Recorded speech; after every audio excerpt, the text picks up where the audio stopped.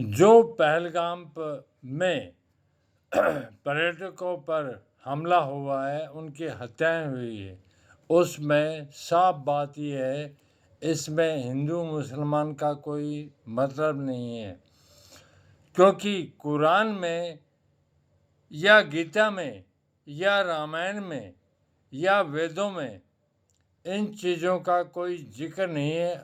उसमें सिर्फ एक परमात्मा का नाम है जिसको अलग अलग भाषाओं में पुकारा जाता है।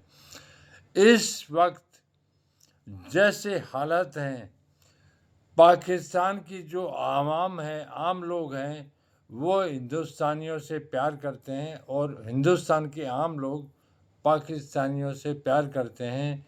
अगर वो एक दूसरे से मिलते हैं तो उनकी इज्जत वो करते हैं।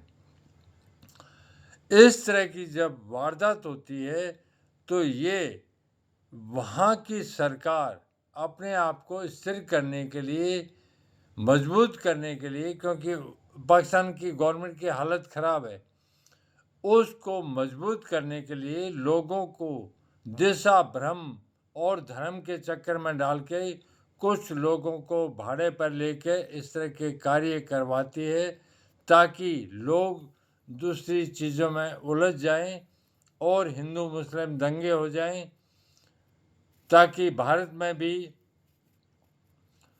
अशांति फैल जाए। इस तरह की चीज़ें, इसको कुरान में तफरका डालना कहते हैं। जो धर्म में खुदा और उसकी तौहीद पर न चल के, जो खुदा और उसकी तौहीद अर्थात धर्म के अंदर परमात्मा के जो धर्म है उसमें तफरका डालता है, उसको काफिर कहा जाता है।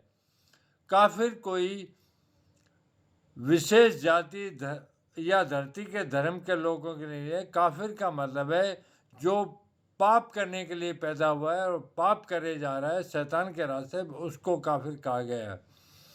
तो ये हिंदू मुस्लिम का विवाद नहीं है।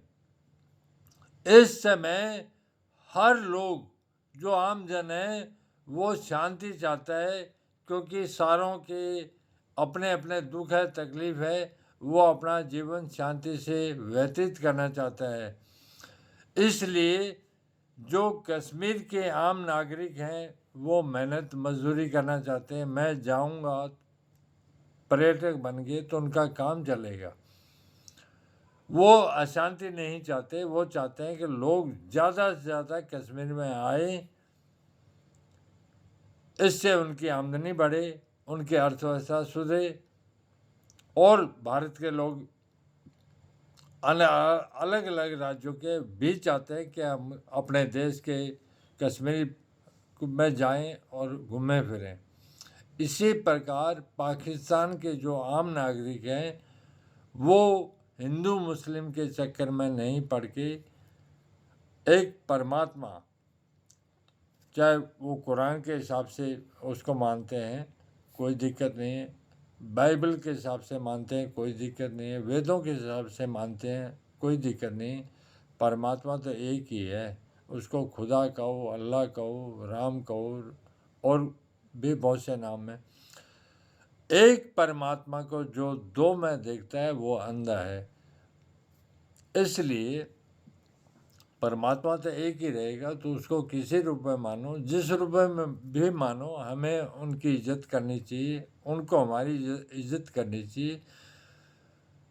तो इस समय जो हालत है वो वहाँ की सरकार इस तरह का कार्य कर रही है जिससे अशांति फैले।